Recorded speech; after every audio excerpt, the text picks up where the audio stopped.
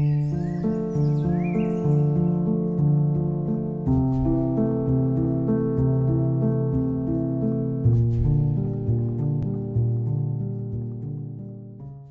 everyone, welcome back to our channel. I'm Aishwarya Reddy, founder and CEO of Khenshu, and today I have the honor of sitting with Maharaj Kumari, Mrinalini Kumari from Lunavada. Thank you so much for having me as your channel as well. Thank you so much for inviting us to your lovely palatial home, and it's been a very interesting history lesson for me so far. And now we're going to give your viewers a history lesson as well. So Mrinalini, this is almost like a Princess Diaries moment for me, sitting with a modern day princess. Meeting you for the first time, who, with no titles or history, how would you describe yourself? Maybe I would describe myself, I'm a very simple person. I had my childhood, my schooling, my college all in Baroda. So we used to come here on the weekends. We used to come to Lunawada on the weekends, holidays. So I've spent my initial years, all of it in Baroda. Going to school, I was very much into sports. So like morning school, evening art classes or sports or something like that. And I was very initially interested in arts, and we had like a love of wildlife. My father and I, we shared a love of wildlife photography, and that's how the collection also came about, which I will show it to you. We always loved wildlife. We always used to take trips all around with initially I started off like with a small camera, and I always used to love painting. So my brand Lunawara, I came up with the collection. It took a very long time to make it, but it's basically like a brand that ties all my interests together. And of course, I love traveling. I believe even you love traveling as well. I do. And looking at this room and all the wildlife, all the birds painted, it's such a pretty restoration that you've come up with. So yes, we are restoring the palace as well. So I'm sure you'll notice as we take a walk around, there's a wildlife theme that goes on throughout the entire palace. So I will point it out to you. But yes, and I love traveling. If the city or the place I'm visiting is historical, even better. Those are bonus points for me. So what was it like growing up in Baroda? It's such a culturally rich city. Yes. Honestly, I led a very simple life. It was very normal for me. Like I mentioned, I would go to school in the morning or to go to college, then art classes, sports. I played all the sports. Like I used to play football, I used to swim, I used to golf, tennis, badminton, basketball, everything. I think one of the differences was, I think what I could see the difference between my peers was, I had a curfew of 11 o'clock, which I still do, which is something, which was very different from everybody else in Baroda. But otherwise, it was a very simple, very normal childhood I had. It was nothing very fascinating or different at all. Fun fact, even I had a curfew Really? up until very recently. So Mrinalini, the first thing that caught my eye as soon as I came through the driveway of the palace was this glass house or a glass room that you like to call it.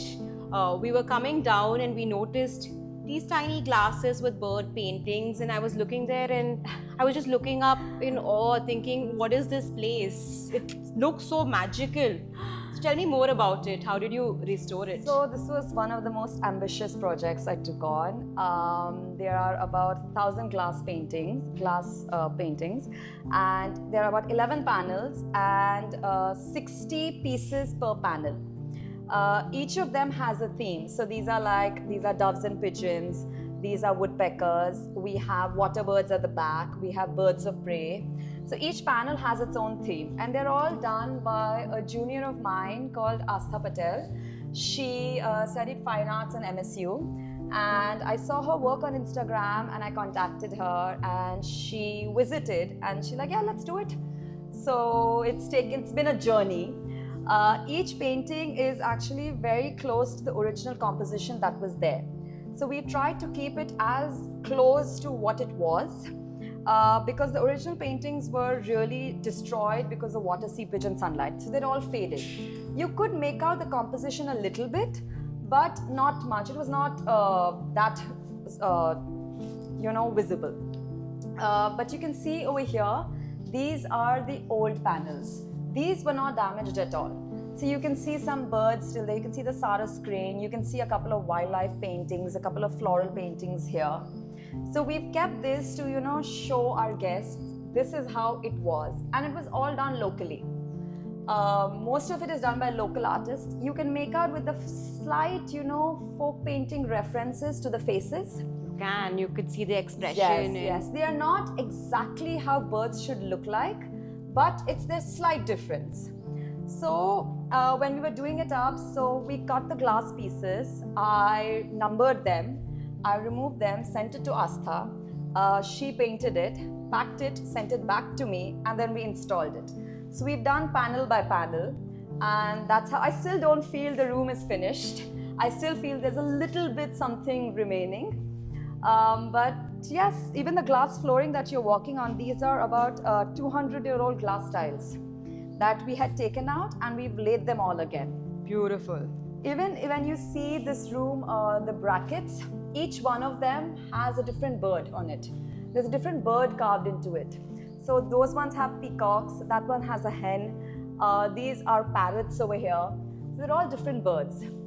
And something which, before renovating, I never noticed, but when I opened up the room, that's when I realized this room also has a couple of animal heads on the top, wooden animal carved heads. See some British influence in that painting as well. That you noticed it yesterday. I had never noticed it earlier.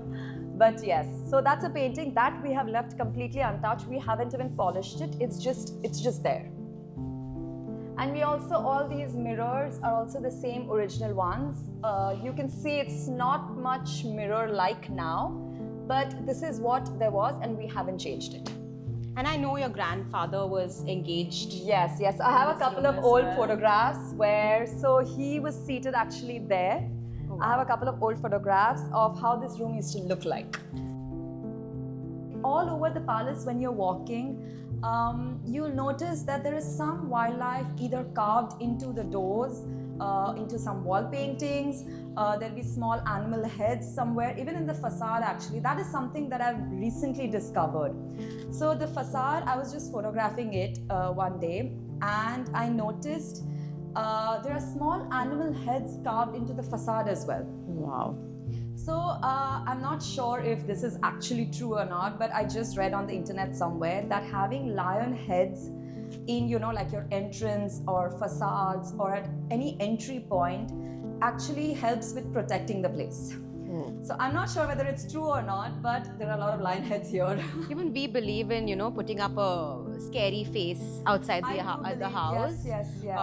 It's called a drishti I have actually doll, seen that. like in South India. So every house or building, we have a small... So recently my mother was mentioning that to me. Like I mentioned, I've got a couple of relatives in Bangalore. So my mother was talking to them and my mother tells me afterwards, like you get it on Amazon, those, I think they're called... It's called a drishti bomma, faces. I don't know. Yes. So my mother's like, I ordered on Amazon, I want to put it up in the house as well. And funnily, I've seen this in Indonesia as well. Even they have their own version that they put up historically. Yes. Fact check me, I'm not sure, but very similar. It's a common tradition. It's a common tradition, I think. Okay, how nice. Throughout all Hindu households.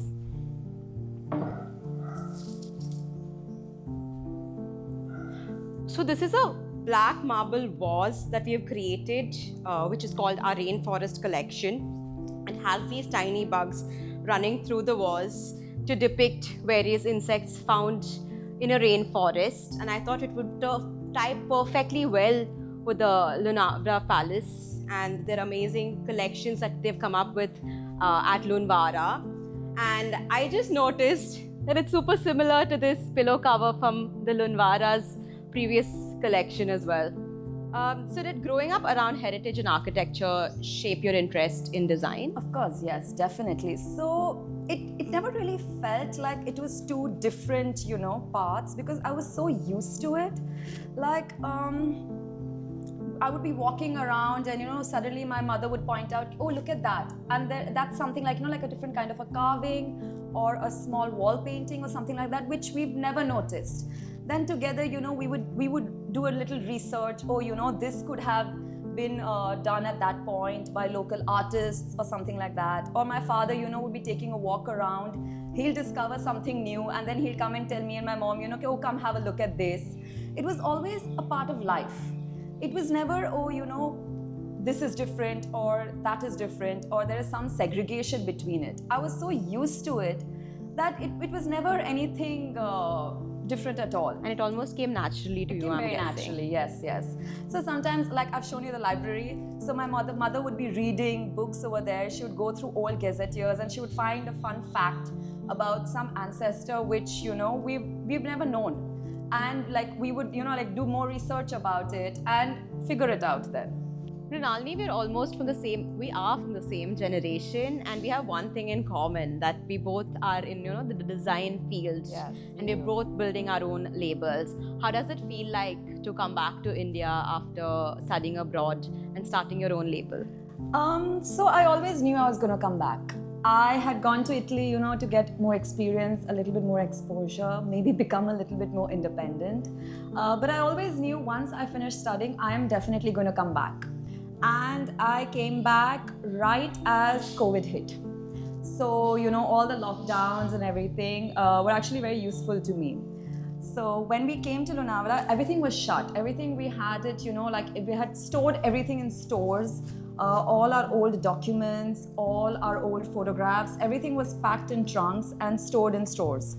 So when we came back, sitting at home during COVID, all three of us actually, we started opening up all these storage spaces, the cupboards, trunks filled with stuff. So we opened them up, we documented everything, all the documents that we had, all the old papers. We have some handwritten letters, almost 200 years old. I definitely want to see this. I will definitely show it to you. And which had also become very brittle. I think it was also signed by my great-great-great-grandfather. So we framed all of that, we documented it. Some of them we had to get it translated. We had a lot of old photographs, a lot of old paintings, which were, almost ruined. So we got them all refurbished.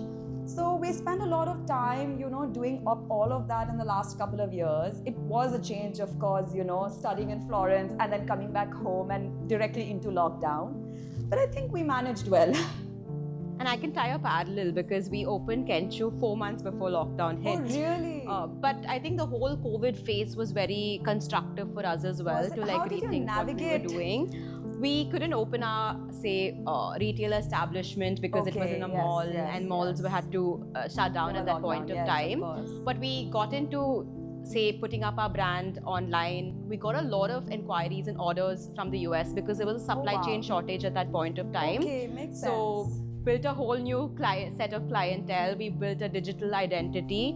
And it was a very interesting phase for me, I guess, as well, because I had to slow down. Yes, and I was going full again and I had to slow down, and then it was just very creative few months. So I can completely relate to that because my label Lunawara, like I've told you, it took me 3 years to actually come up with the entire collection. So at first I was not sure, I was a bit hesitant because I had no experience at all.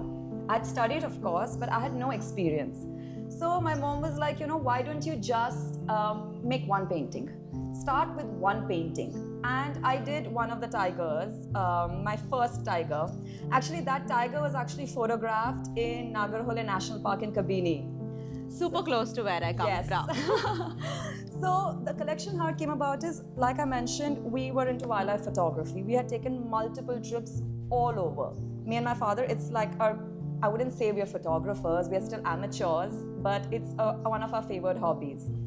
So I thought there's definitely, and because of my love for wildlife, there was definitely something I wanted to do with that. So because of our love for wildlife, I did know that the first collection had to be wildlife based.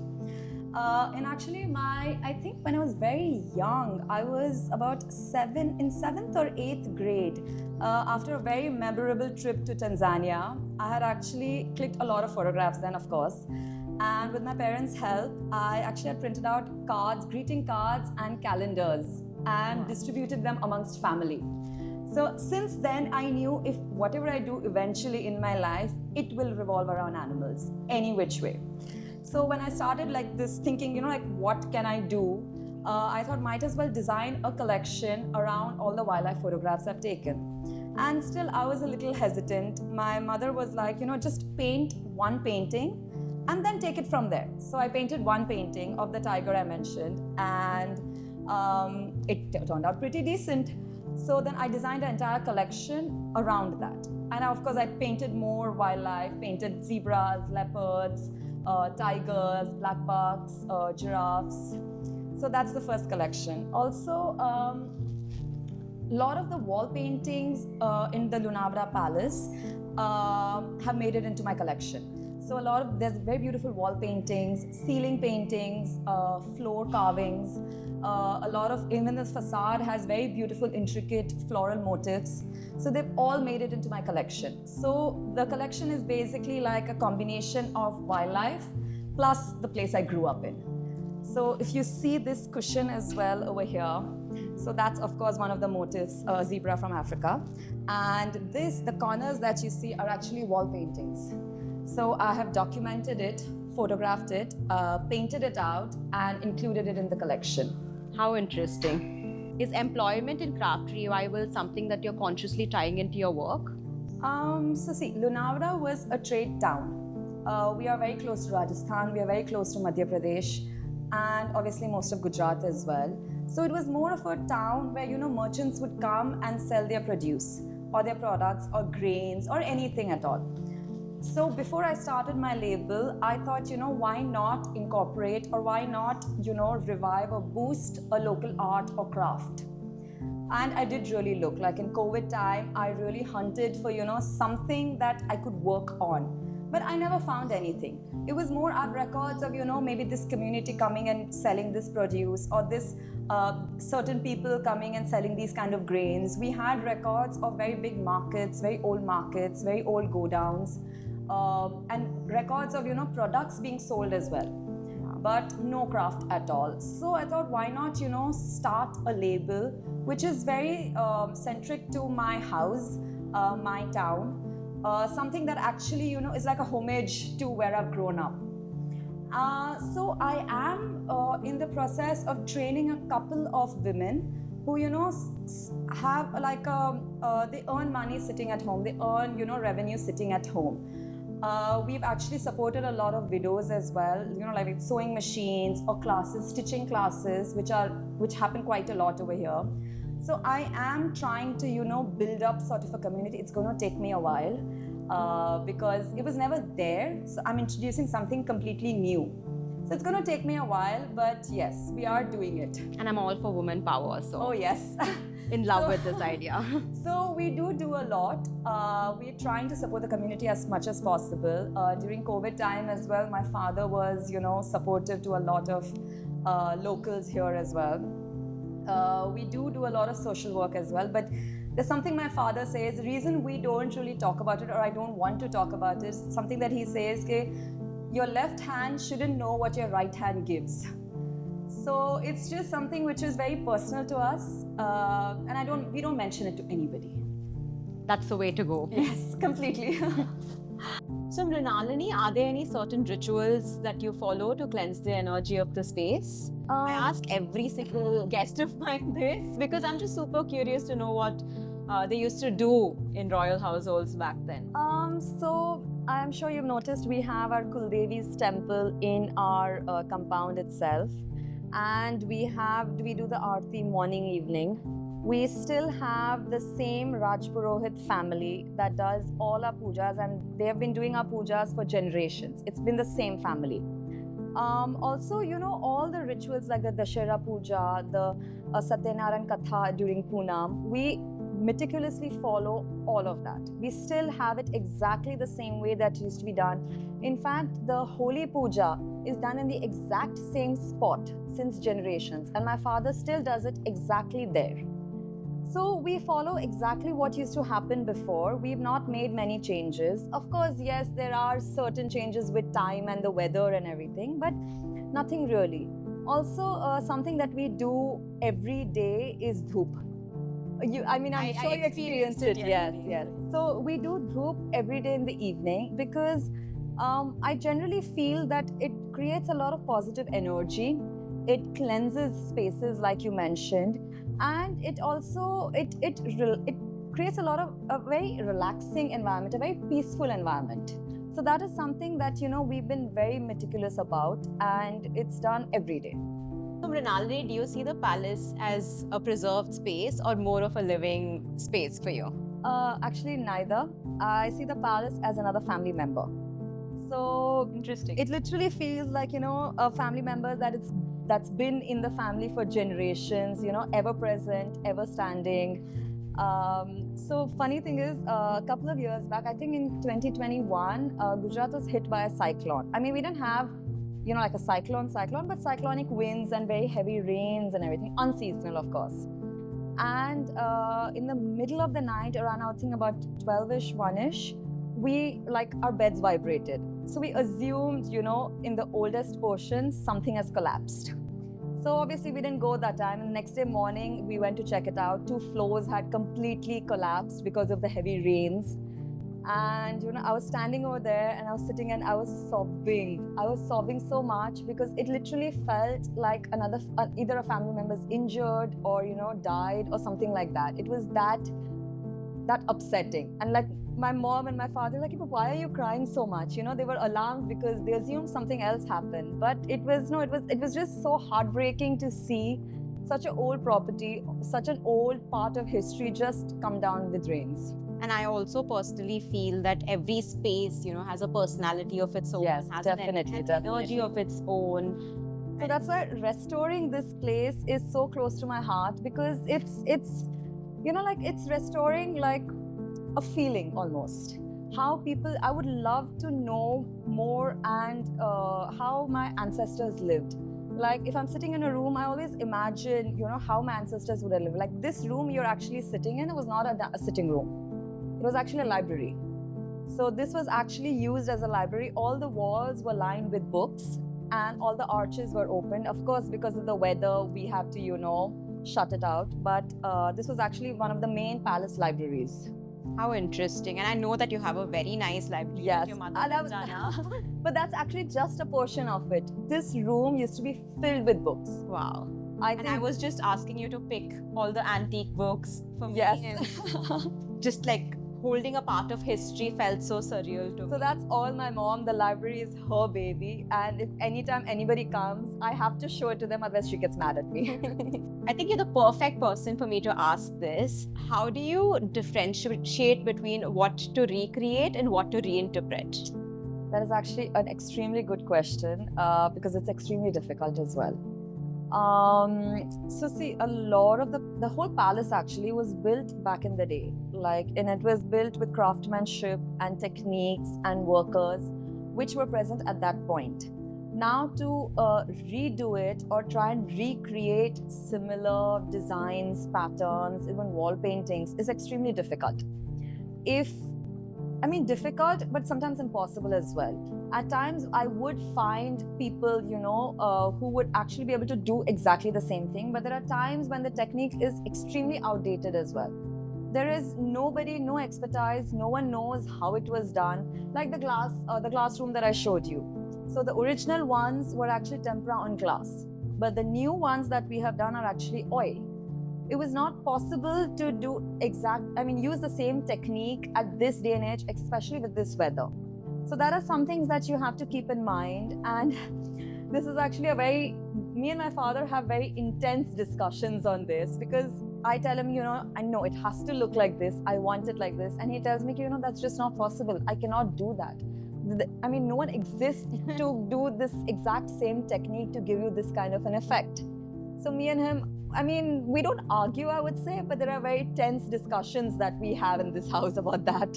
So I know after Baroda, you moved to Italy to pursue interior furniture designing. Yes. How was that? How did it shape your personality and sensibilities? Studying design in Italy actually taught me a lot of restraint. So if you notice, a lot of designs, Italian designs especially, they are not excessive.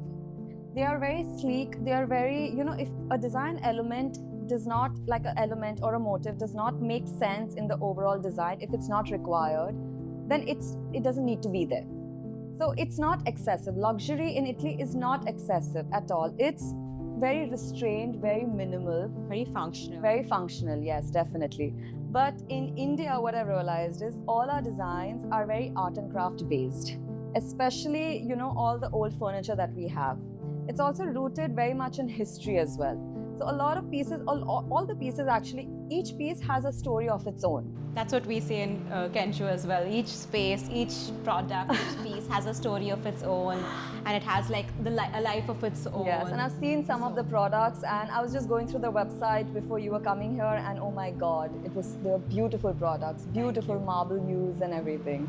Off topic, but you look very beautiful today. Thank you so much. Thank you. And I'm just curious to know, do you always dress like this? Not at all. No. We do not dress like this at all.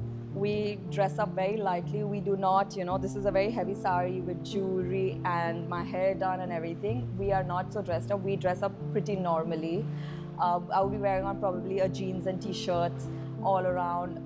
My father also would roam around in his, like track pants and a t-shirt or something like that. My mom, yes, Indian wear of course, but no, we do not dress up so heavily at all. Thank God. Not at all. With the heat, I was like, are you dressing like this? No, not at all. So this sari especially has got a lot of floral motifs and a lot of colors, which is very similar to the new collection that I'm designing. That's the reason I chose this sari to wear it. And it's from Shikar Bagh. I love their products. Yes, they are my absolute favorite. I don't know how many pieces I've got from them. But so that's the reason I chose this sari. It's beautiful, I must say. Thank you. And Thank you so much. I'm very happy that you don't dress like this in your Oh my God, yes. the rest of the days. We dress up pretty normally because a lot of running around, a lot of work happens behind running this place. And when you're doing that, you want to be as comfortable as possible. True.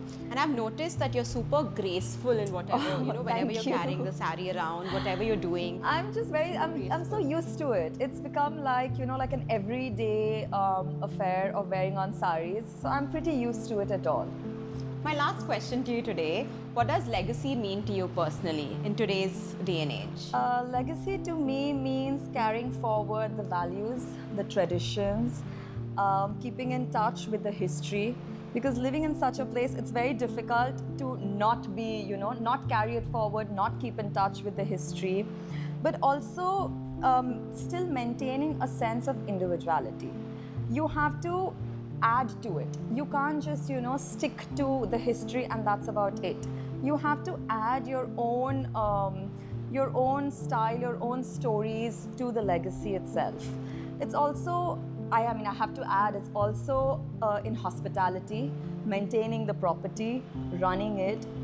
So more people are aware of, of a town called Lunawada, the history behind it, what actually goes in running such a place.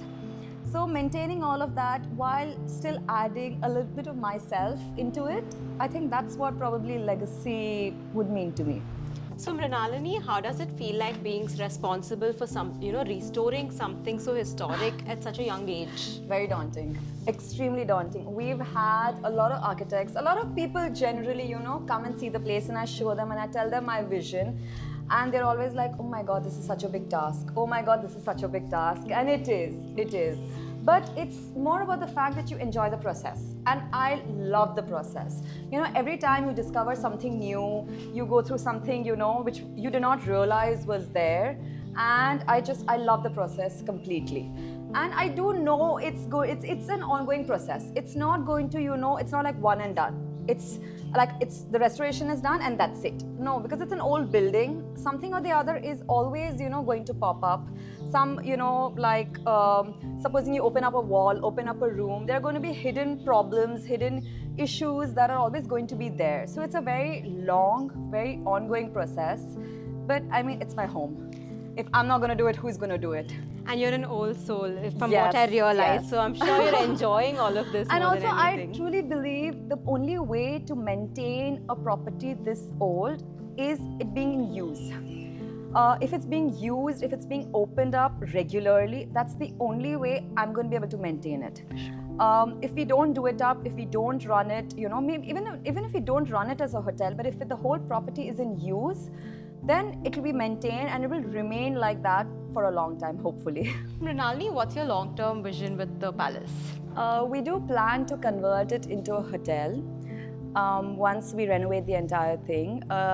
Personally, to me, that's one of the only ways that you can, maintain a place like this. If it's in use every day. So all our walls are actually made of lime plaster, and lime plaster really needs to breathe. So if the palace is in use, if the rooms are opened every day, if it's maintained in like that way, it's the only way that we can carry forward, this legacy. We are also probably, hopefully, opening up a museum, which will help, educate all the people in Lunawada, especially, of their history. Because if they are not the ones who are going to know about it, it's all going to die down with us. So it's something that, can take it forward, carry it forward through the generations. And I'm sure a lot of people would want to come experience the rich cultural heritage that Lunawada has to offer. I also think it's super easy to get here because it's just 2 hours from the Ahmedabad airport or the Baroda airport. So flight connectivity is very interesting as well and very definitely. convenient. We are very strategically placed. Actually, since you mentioned Ahmedabad, I forgot to mention earlier, Ahmedabad was known as Karnavati earlier and was actually founded by a Chalukya ruler called Karnadev, who is, the Chalukyas of Patan. So one of the rulers was Karnadev, who actually founded Karnavati, which is now called Ahmedabad. So Mrinalini, while restoring the palace, did you find any surprises? I wouldn't say a surprise really, but something really interesting.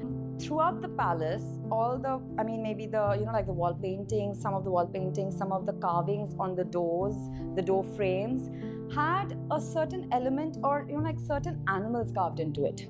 So, like you saw the glass room, of course, it has animal heads. The Darbar hall has animal heads on top, carved out of wood. Some of the frames of the doors have little animals. We have, I think, sheep, we have squirrels, we have birds, we have lion heads carved everywhere. Even some of the pillars have animals, very cleverly carved into it with a lot of flora. So that is something that, I started discovering when I started actually noticing things. When I was, walking around, I would sit in a room and I would just, since I was designing the place, I'm like, what do I do of this room? How do I, convert it into maybe like a bedroom or a dressing room or whatever? That's when I started noticing these smaller details, which, I would just look over earlier. When I would just walk through the room, I would just look over it. But when I was actually sat in the room, that's when I realized, no, there's a lot more to it. So that's also one of the connections that my first collection of Loonawara has, with the palace as well. So that's, I wouldn't say an influence on the collection, but something that really encouraged me to include wildlife. And I see it everywhere. It is, yes. Beautiful paintings. The colors are so vibrant, pretty, yes. Vibrant. So a lot of the colors, I've actually documented the colors. With the Pantone shade cards and everything, documented the colors and used them in my collection as well. So it's the entire brand is very rooted in this place where I grew up. So you've done a beautiful job restoring the Darbar Hall. I know it's done up exactly how it used to be before. So what we wanted to renovate this place and we were wondering, how to do it. So we dug up a couple of old pictures. And we referenced those pictures and designed it exactly how you see it now. So all the colors that you see were what were originally there. It was repainted multiple times, but we wanted to bring back the original colors. And even the ceiling paintings and the wall paintings that you see are actually local designs which already existed in the palace. We have not, we didn't want to introduce something from outside which was not local in Lunawada. We wanted to keep it as authentic as possible. Your family traces back history to, centuries ago. How do you connect with that now? So the Lunawada family, the Solankis of Lunawara, actually trace our ancestors back to Patan, the Chalukyas in Patan.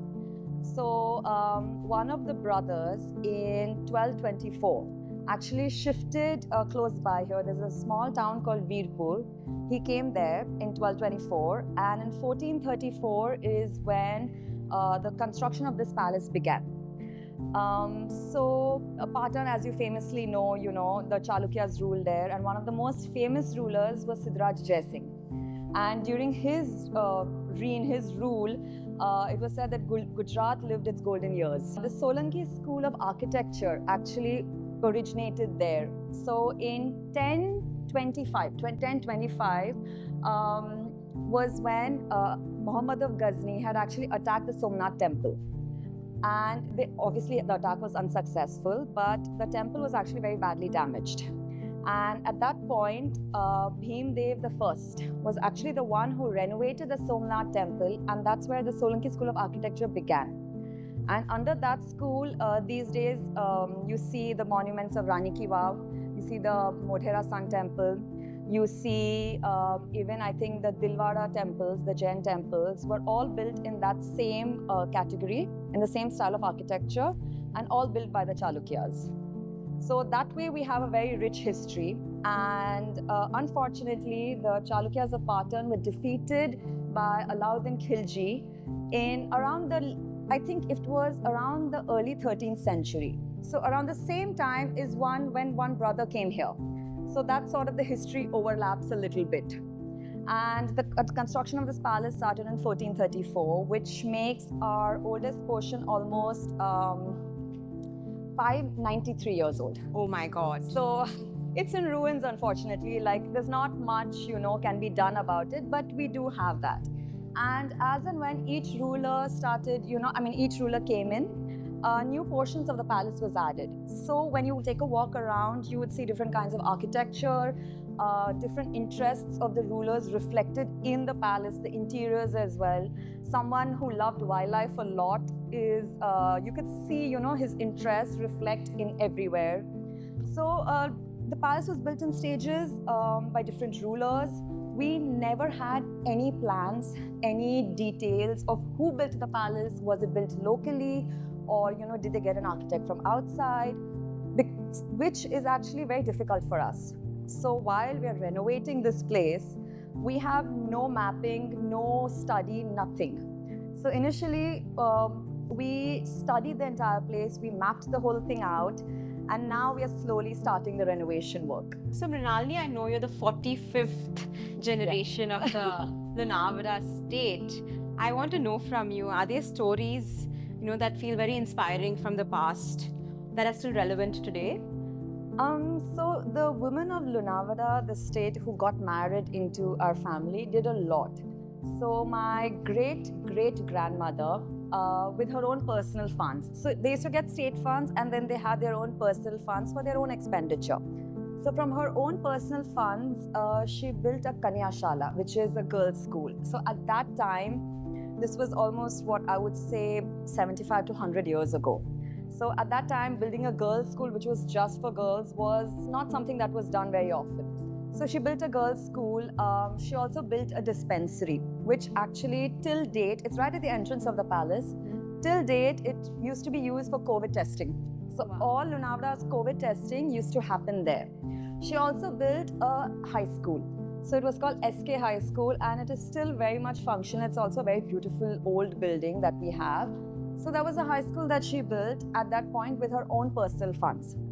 Even my great-grandmother, she was a Wakaner princess married in Lunavada. And so my great-grandfather, he fought in the Second World War.